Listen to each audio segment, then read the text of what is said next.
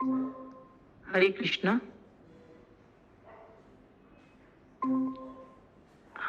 कल हमने पढ़ा था मुसलमानों द्वारा हरिदास को 22 बाजारों में पीटना और उसके पश्चात हरिदास द्वारा ब्राह्मणों की सभा को संबोधित करना, हरिदास ठाकुर की गुफा में सर्प और हरिदास ठाकुर और सपेरा। आज हम पढ़ेंगे द्वेषी ब्राह्मण को हरिदास ठाकुर के उपदेश। हरे कृष्णा। इस पर भी नास्तिकतावादी लोग चुप नहीं बैठते और भक्तों की निंदा करते। ये नीच लोग पूरे राज्य को विनिष्ट कर देंगे।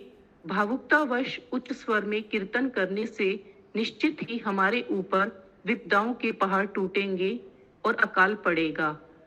ये भक्त नहीं जानते हैं कि वर्षा ऋतु में चातुर्मास्य के दौरान भगवान विष्णु विश्राम करते हैं। इन लोगों के जोर जोर से कीर्तन करने से भगवान की नींद टूट जाएगी और हम सबके ऊपर उनका कहर टूट पड़ेगा। एक व्यक्ति ने धमकी देते हुए कहा, यदि चावल के भाव बढ़ गए तो मैं एक एक भक्त को पकड़कर अच्छी पिटाई करूंगा। दूसरी ने क्रोधावेश में कहा, ठीक है, मान लेते हैं कि एकादशी की रात को जोर से कीर्तन करना चाहिए, परंतु प्रतिदिन गोविंद के नाम का इस प्रकार कीर्तन करने का लाभ, भला क्या लाभ। इतनी निंदा होने पर भी भक्तों के मन में उन लोगों के प्रति करुणा रहती और वे निर्बाध अपना कीर्तन जारी रखते। एक दिन हरिनादी नामक एक गांव में एक सभा लगी थी। वहां आए एक ब्राह्मण ने हरिदास ठाकुर पर क्रोधित होकर कहा, तुम इतनी जोर से जप क्यों करते हो?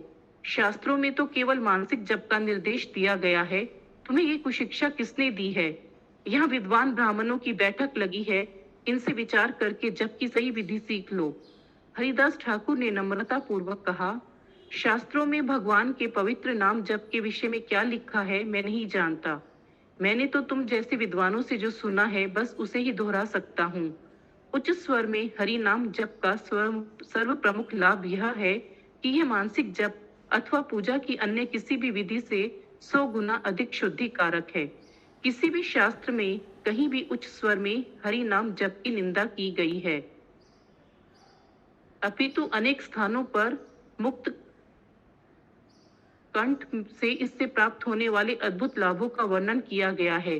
कठोर स्वर में उस ब्राह्मण ने पूछा, क्यों अन्य विधियों की अपेक्षा उच्च स्वर में नाम जप से 100 गुना अधिक फल प्राप्त होते हैं? जरा हम भी तो सुने। उत्तर में हरिदास ठाकुर ने समस्त शास्त्रों का सार कह सुनाया। उन्होंने कहा, पंडित जी, शास्त्रों एवं श्रीमद् भागवतम का निष्कर्ष सुनिए। जब कोई प्राणी, चाहे वह मनुष्य हो, पशु अथवा कीट पतंगा हो, किसी शुद्ध भक्त द्वारा भगवान के पवित्र नामों का कीर्तन सुनता है तो वह अपना वर्तमान शरीर त्याग कर सीधे वैकुंठ धाम को प्राप्त होता है। मानसिक जप करने वाला व्यक्ति केवल स्वयं मुक्ति प्राप्त करता है, जबकि उच्च स्वर में जप करने वाला व्यक्ति उस हरि नाम को सुनने वाले प्रत्येक प्राणी का कल्याण करता है। भगवान के पवित्र नाम की ध्वनि सर्व कल्याणकारी है, इसलिए समस्त शास्त्र संस्तुति करते हैं कि भगवान के पवित्र नामों का उच्च स्वर में किया गया कीर्तन पूजा की अन्य किसी भी विधि से 100 गुना अधिक प्रभावशाली है। नारदीय पुराण में श्री प्रहलाद महाराज कहते हैं, मैं इस तथ्य को अच्छी तरह समझ सकता हूँ कि भगवान के पवित्र नामों को उच्च स्वर में जप करने वाला व्यक्ति मानसिक रूप से जप करने वाले व्यक्ति से 100 गुना अधिक पुण्यवान है। धीमे जप करने वाला व्यक्ति केवल अपना उद्धार करता है, जबकि उच्च स्वर में जप करने वाला व्यक्ति उसे सुनने वाले प्रत्येक प्राणी का उद्धार कर देता है। हे ब्राह्मण, इसे समझना अत्यंत सरल है कि जो व्यक्ति निम्न पशुओं सहित संपूर्ण समाज के लाभ हेतु कार्य करता है, धर्म की दृष्टि से वह उस व्यक्ति से अधिक श्रेष्ठ है जो केवल अपनी मुक्ति के विषय में चिंतित है। भगवान का नाम जब केवल मनुष्य कर सकते हैं, पशु नहीं। ये प्राणी अपने उद्धार के लिए स्वयं कोई प्रयास नहीं कर सकते हैं। यदि उच्च स्वर में नाम जप करने से इन दुर्भाग्य प्राणियों का उद्धार हो जाए तो निश्चित ही यह अत्यंत प्रशंसनीय है। स्वार्थी व्यक्ति केवल अपने कल्याण की चिंता करता है, जबकि स्वार्थ रहित व्यक्ति प्रत्येक प्राणी के कल्याण का विचार करता है। मैं तो यही कहूंगा कि भगवान के पवित्र नामों का उच्च स्वर में जप करना ही सर्वाधिक प्रभावशाली एवं लाभकारी है। हरिदास ठाकुर के उपदेश सुनकर वह मूर्ख ब्राह्मण और अधिक क्रोधित हो उठा। चिल्लाते हुए उसने कहा, अरे हरिदास, अब तो तुम ही वेदों के एकमात्र आचार्य हो। ऐसा लगता है कि काला अवधि में 6 दर्शनों के नष्ट हो जाने के बाद अब 7वां दर्शन तुम ही दे रहे हो। वेदों में भविष्यवाणी की गई है कि कलयुग के अंत में नीच जाति के शूद्र लोग वेदों पर प्रवचन दिया करेंगे। वह ठीक अभी मेरी आंखों के सामने हो रहा है। एक साधु का वेश बनाकर तुम लोगों को ठग रहे हो, परंतु मैं जानता हूँ कि तुम्हारा एकमात्र प्रयोजन दूसरों से भीख मांगकर अपना पेट भरना है। यदि मैंने पाया कि शास्त्रों में तुम्हारे कथनों का अनुमोदन नहीं किया गया है, तो मैं तुम्हारे कान और नाक काट लूंगा। उस धृष्ट एवं प्रतीत ब्राह्मण के कटु और कटुता भरे वह शब्दों को सुनकर भी हरिदास ठाकुर शांत बने रहकर मुस्कुराते रहे। बिना एक शब्द कहे वे उठे और हरि नाम जप करते हुए सभा से चले गए।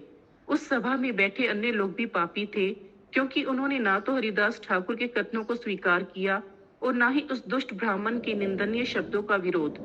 वे सब ब्राह्मण केवल नाम के लिए ब्राह्मण थे, परंतु वास्तव में वे असुर थे। कलयुग में असुरों ने धर्म परायण लोगों को तंग करने के लिए ब्राह्मणों के परिवार में जन्म लिया है।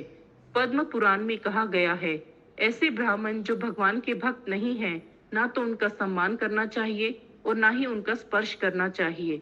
कुछ दिनों बाद उस दुष्ट ब्राह्मण को कोढ़ हो गया और उसकी नाक गलकर गिर गई। लंबे समय से हरिदास ठाकुर के चित्त में किसी शुद्ध भक्त का संग करने की अभिलाषा थी। इसी विचार को मन में संजोए वे नवद्वीप आ पहुंचे। वहां उन्हें देखकर सब वैष्णवों के हृदय आनंद से खिल उठे और अद्वैत आचार्य ने प्रेम पूर्वक उन्हें गले से लगा लिया। उसी समय अपने सच्चे स्वरूप को उजागर करने के लिए श्री गौर सुंदर ने गया की यात्रा का निश्चय किया। अपने दिवंगत पिता को श्राद्ध अर्पण करने के पश्चात उन्होंने अपनी माता की अनुमति ली और अपने शिष्यों के साथ निकल पड़े। मार्ग में निमाई पंडित अनेकानेक नगरों और गांवों से गुजरे। उस दौरान उन्होंने कभी विनोद में तो कभी गंभीर भाव में अपने छात्रों के साथ आध्यात्मिक विषयों पर शास्त्र चर्चा की। श्री विशंभर मंदार पर्वत पर स्थित भगवान मधुसूदन के मंदिर में भी गए। यात्रा के दौरान एक दिन महाप्रभु ने ऐसा दिखाया मानो उन्हें किसी साधारण व्यक्ति के समान तीव्र ज्वर हो गया है। चिंतित हो उनके छात्रों ने अनेक उपचार किए, परंतु किसी का कोई लाभ नहीं हुआ। अंत में महाप्रभु ने स्वयं अपना उपचार बताया। किसी शुद्ध ब्राह्मण के चरण कमलों को धोया हुआ जल पीना ही समस्त पीड़ाओं का उपचार है। सब छात्र दौड़े दौड़े गए। कुछ ही समय में एक ब्राह्मण का चरणोदक ले आए। जैसे ही निमाई ने वह जल पिया, उनका ज्वर तुरंत उतर गया और वे पूरी तरह स्वस्थ हो गए। पावन पुनपुना नदी पर पहुंचकर निमाई ने वहां स्नान किया और अपने पूर्वजों को तर्पण किया। तत्पश्चात गया धाम में प्रवेश करते समय उन्होंने अपने दोनों हाथ जोड़कर उस पवित्र नगरी को प्रणाम किया। उन्होंने ब्रह्म कुंड में स्नान किया और फिर वहां से वे भगवान विष्णु के उस मंदिर की ओर चल पड़े जहां भगवान के एक चरण का चिन्ह अंकित है। वेदी पर बना वह चिन्ह फूलों की अनेकानेक मालाओं से सुसज्जित था और ब्राह्मण पुजारी उसके चारों ओर झुंड बनाकर बैठे थे। वस्तुतः श्रद्धालुओं ने उस चरण चिन्ह पर कितनी धूप, पुष्प, गंध, वस्त्र एवं आभूषण चढ़ाए थे, इसका अनुमान लगा पाना संभव नहीं था। जहां देखो वहां अर्पित की गई वे वस्तुएं पड़ी थीं। भगवान विष्णु के चरण कमलों की अद्भुत महिमाओं का गान कर रहे वे सब ब्राह्मण अलौकिक प्राणी प्रतीत हो रहे थे। यशोगान करते हुए ब्राह्मणों ने कहा, भगवान शिव सदैव अपने हृदय में इन चरण कमलों को धारण करते हैं और यही चरण कमल भाग्य लक्ष्मी के धन एवं प्राण हैं।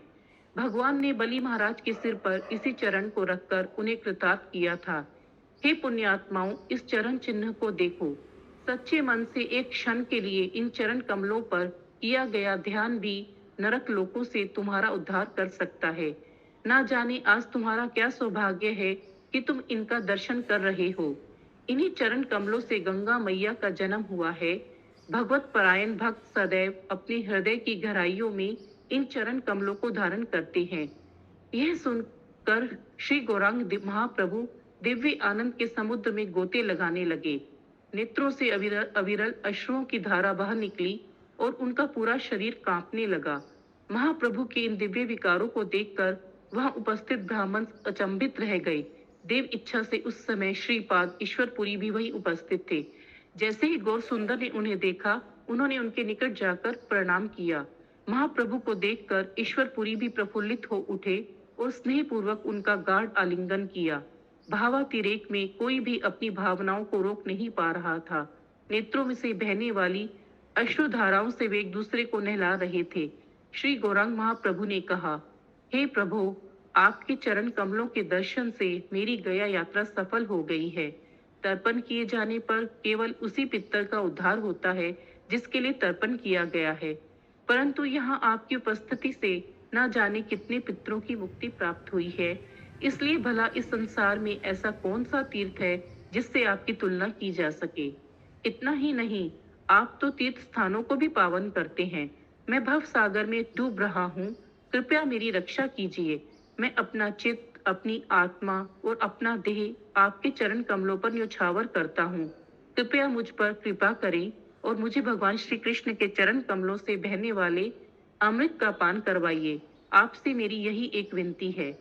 ईश्वरपुरी ने उत्तर दिया, निमाई, मैं भली भांति जानता हूँ कि तुम परमेश्वर हो, अन्यथा किसी साधारण मनुष्य के लिए इतनी विद्वता और दिव्य स्वभाव का प्रदर्शन कर पाना संभव नहीं है। कल रात स्वप्न में मेरी भेंट भगवान से हुई और आज मैं तुमसे मिल रहा हूँ। मुझे तो लगता है मानो मेरा वह सपना सच हो गया है। सच कहूँ, जब भी मैं तुम्हारे साथ होता हूँ, मेरा आनंद प्रतिक्षण बढ़ता जाता है। जिस दिन से नवद्वीप में तुमसे मेरी भेंट हुई है, उस दिन से मेरे मन में तुम्हारे अतिरिक्त अन्य कोई विचार आता ही नहीं। अपने शुद्ध भक्त के इन भावों को सुनकर महाप्रभु अत्यंत प्रसन्न हो गए। श्री चैतन्य महाप्रभु और ईश्वरपुरी ने श्री कृष्ण भक्ति के गुह्य विषयों पर चर्चा करते हुए कुछ समय बिताया। भविष्य में व्यासदेव इन विषयों का विस्तार पूर्वक वर्णन करेंगे। ईश्वरपुरी की अनुमति लेकर महाप्रभु स्नान एवं अपने पितरों को तर्पण देने के लिए चल दिए। तत्पश्चात उन्होंने गया तथा गया के निकटवर्ती क्षेत्रों में स्थित अनेक तीर्थों का भ्रमण किया, जैसे राम गया, भीम गया, युधिष्ठिर गया इत्यादि, और वहां इन्होंने इन सबको तर्पण किया। ये हर बार ब्राह्मण पुजारी उनके साथ बैठकर उपयुक्त मंत्रों के उच्चारण द्वारा श्राद्ध विधि संपन्न करता। उसकी समाप्ति पर सब पुजारी महाप्रभु को घेर कर अपनी दक्षिणा और अन्य उपहारों की मांग करने लगे। उनके इस व्यवहार को देखकर महाप्रभु केवल मुस्कुरा दिए और दया दिखाते हुए उनके हृदय में लगी भौतिक आसक्तियों की मजबूत बंधी गांठ काट दी। अंततः उन सब ब्राह्मण पुजारियों को संतुष्ट करके महाप्रभु अपने निवास पर लौट आए। कुछ समय विश्राम करने के पश्चात वे भोजन पकाने की तैयारी करने लगे। उसी समय ईश्वरपुरी वहां आ पहुंचे। भगवान श्री कृष्ण के प्रति उत्कट प्रेम भावनाओं में उन्मत्त ईश्वरपुरी इस प्रकार कमरे में प्रविष्ट हुए मानो किसी अलौकिक नशे में चूर हो। महाप्रभु ने तुरंत रंधन रोक दिया और ईश्वरपुरी को प्रणाम करके उन्हें बैठने के लिए आसन दिया। हंसते हुए ईश्वरपुरी ने कहा, पंडित, लगता है मैं बिल्कुल सही समय पर यहाँ आया हूँ। निमाई ने उत्तर दिया, आज आपको यहाँ भेजकर मेरा सौभाग्य मुझ पर प्रसन्न है। कृपया कुछ समय ठहर जाइए और चावल प्रसाद स्वीकार कीजिए।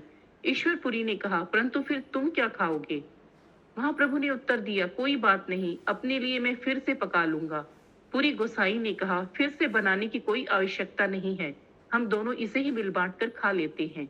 मुस्कुराते हुए महाप्रभु ने उत्तर दिया, यह जो पक गया है केवल आपके लिए है, मुझे फिर से पकाने में अधिक समय नहीं लगेगा। संकोच मत कीजिए, कृपया इसे स्वीकार कीजिए।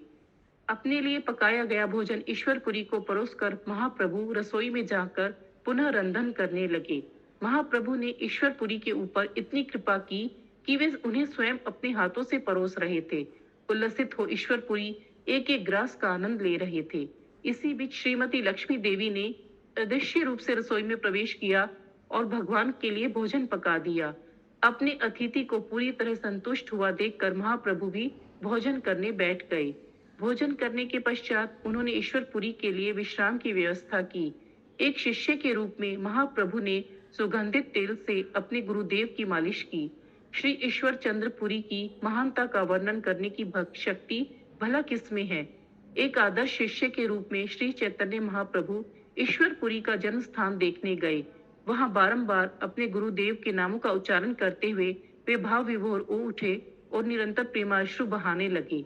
वहां धरती से मुट्ठी भर मिट्टी उठाकर उन्होंने अपने कपड़े में बांध ली और कहा, ईश्वरपुरी के जन्म स्थान की यह मिट्टी मेरी सबसे मूल्यवान संपत्ति है।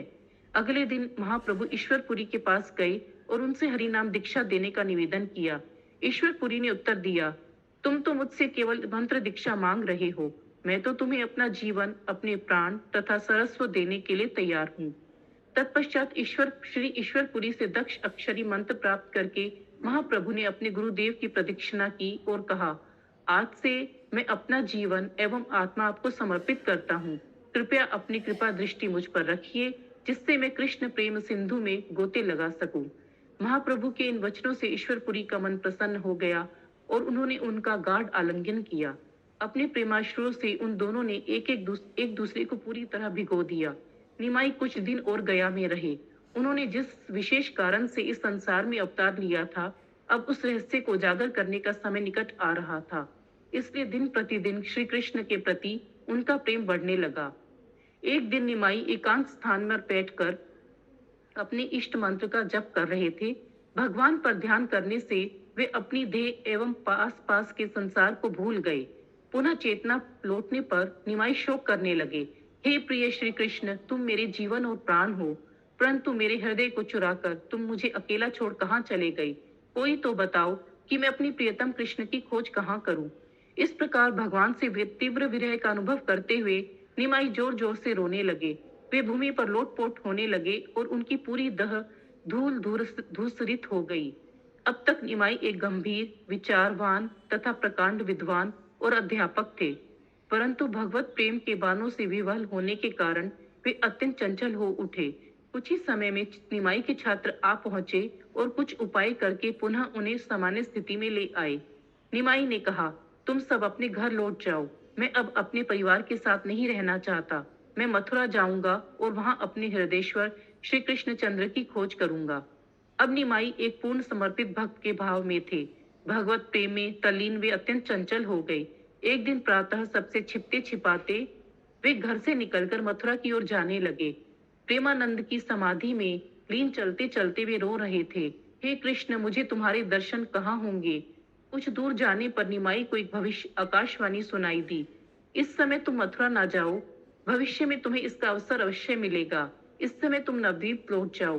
तुम स्वयं पूर्ण पुरुषोत्तम भगवान हो और अपने परिकरों के साथ इस संसार में समस्त प्राणियों का उद्धार करने के लिए आए हो।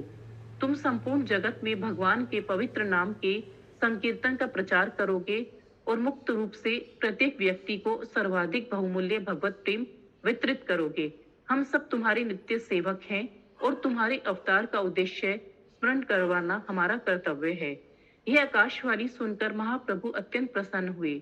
सबसे पहले वे गया गए और वहां अपने गुरुदेव की अनुमति लेकर अपने छात्रों के साथ नवद्वीप की ओर प्रस्थान किया।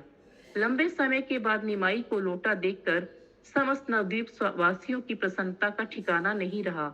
ऐसा प्रतीत हुआ मानो किसी निर्जीव शरीर में प्राण लौट आए हों।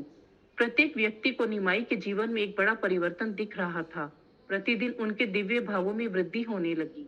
जो कोई व्यक्ति श्रद्धा एवं भक्ति पूर्वक भगवान गौरांग की गया यात्रा की कथा सुनेगा, श्रीमन महाप्रभु उनके हृदय में प्रकट हो जाएंगे। भगवान श्री कृष्ण की दिव्य लीलाओं को सुनने मात्र से व्यक्ति उनका संग कर सकता है।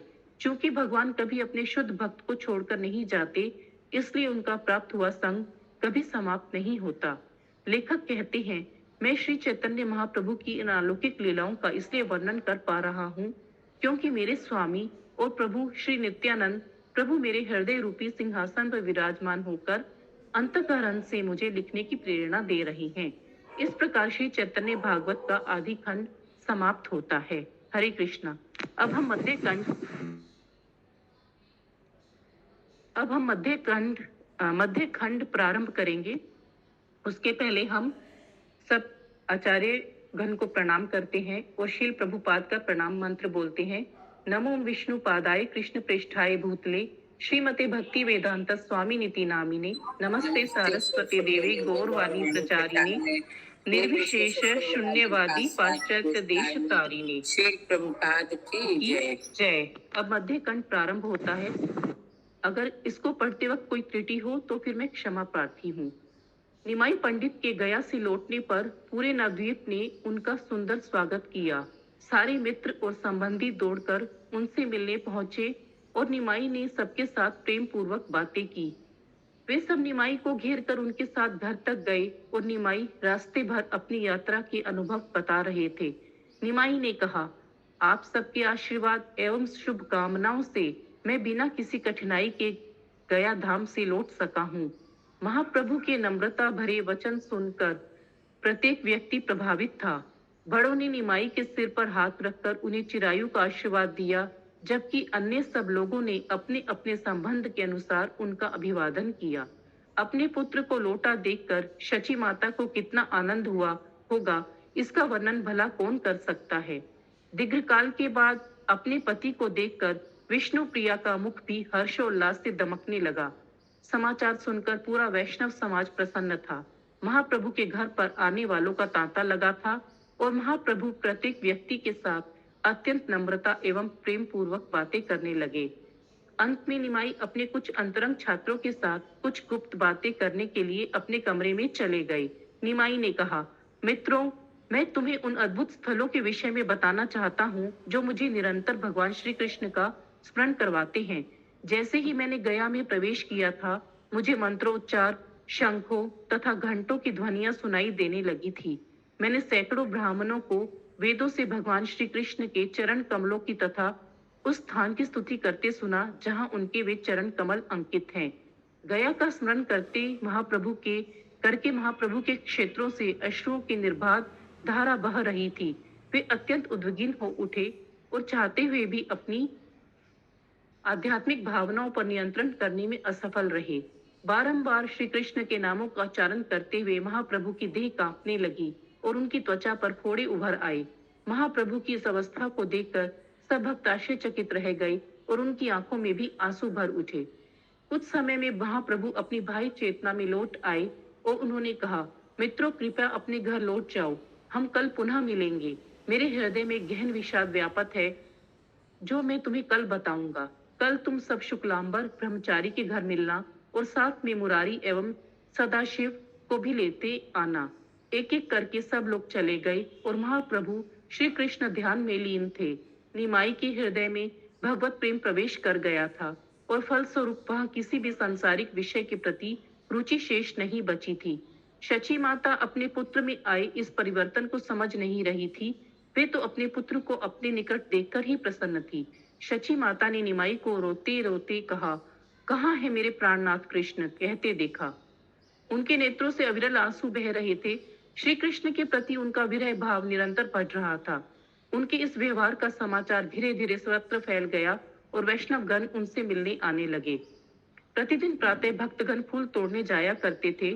श्रीवास ठाकुर के घर में जमेली का एक वृक्ष था जो निश्चित ही वैकुंठ का कल्प वृक्ष, सर्व कामनाएं पूरी करने वाला वृक्ष था। उस वृक्ष से कितने ही फूल क्यों ना तोड़े जाएं, फिर भी वह सदा फूलों से लदा रहता था, मानो अक्षय हो। फूल चुनते हुए गदाधर, गोपीनाथ, राम और श्रीनिवास एक दूसरे के संग का भरपूर आनंद लेते थे। श्रीमान पंडित अत्यंत उल्सित मन से वहां आए। उनका अभिवादन करते हुए सबने पूछा, क्या बात है पंडित जी, आज अत्यंत प्रसन्न दिख रहे हो। श्रीमान पंडित ने कहा, ठीक है, सुनो, एक अत्यंत अद्भुत और असंभव बात हो गई। निमाई पंडित एक महान वैष्णव बन गया है। कल संध्या समय जब मैंने सुना कि वह गया से लौट आया है तो मैं उससे मिलने गया था। निमाई वहां आए प्रत्येक व्यक्ति से अत्यंत नम्र तथा विरक्त भाव से बातें कर रहा था। उसके व्यवहार में उद्दंडता का लेश भी नहीं था। वह हमें एकांत स्थान में ले गया और वहां अपने तीर्थ स्थान के अनुभव बताने लगा। जैसे ही उसने भगवान श्री कृष्ण के चरण कमलों का वर्णन आरंभ किया, उसकी आंखों में मानो आंसुओं की बाढ़ आ गई। इतना ही नहीं, उसके शरीर में सब दिव्य भाव प्रकट होने लगे और वह कृष्ण कृष्ण कहता हुआ भूमि पर अचेत हो गिर पड़ा। चेतना लौटने पर वह भगवान के विरह में बस रो रहा था और उसके मुख पे श्री कृष्ण के नामों के अतिरिक्त अन्य कुछ नहीं था। भगवत प्रेम के इन दिव्य लक्षणों को देखकर मुझे पूरा विश्वास हो गया कि निमाई कोई साधारण व्यक्ति नहीं है। आज उसने हमें सबको शुक्लांबर ब्रह्मचारी के घर बुलाया है, इसलिए मैं इतना प्रसन्न चित्त हूँ। भक्तों से विदाई लेकर श्रीमान पंडित शुक्लांबर ब्रह्मचारी के घर की ओर चल पड़े। गदाधर पंडित ने फूल चुनते हुए श्रीमान पंडित की बातों को ध्यानपूर्वक सुना था। यह विचार करके चलो देखते हैं निमाई श्री कृष्ण के बारे में क्या कहता है, वे भी वहां से निकल पड़े। आज हम यहीं पर रखते हैं, आगे कल प्रारंभ करेंगे। हरे कृष्णा, दंडवत प्रणाम।